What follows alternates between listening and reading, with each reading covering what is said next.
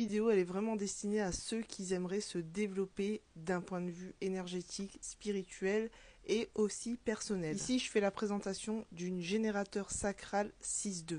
Le jargon comme ça, il a l'air hyper compliqué, mais en fait, une fois que je vais l'expliquer, ce sera beaucoup plus compréhensible et simple. Donc déjà, en tant que générateur, tu as cette aura qui est ouverte, qui est enveloppante. Tu es là pour trouver un travail et une relation qui te convient. Tu es là pour faire ce qui te fait vibrer. Tu as cette énergie pour construire, créer, bâtir, produire. Tu as besoin de t'épuiser tout au long de ta journée pour bien dormir au soir. La chose numéro 1 pour être guidé, aligné dans ta vie, c'est de vraiment être drivé par le plaisir. Tout ce qui est en relation avec ton ventre. Tout se situe dans ton ventre. C'est justement là que tu vas prendre des décisions. Ça va répondre par oui ou par non. En fait, tu vas émettre des sons ou ton ventre va émettre des sons. Si tu prends une mauvaise décision, tu as dû remarquer peut-être que tu as mal au ventre. Et je dirais même que si tu es très stressé, tu es du genre à constiper. Donc ta stratégie d'alignement pour interagir avec le monde, c'est de répondre. Qu'est-ce que ça veut dire répondre? C'est-à-dire répondre à la vie. Des opportunités vont se présenter à toi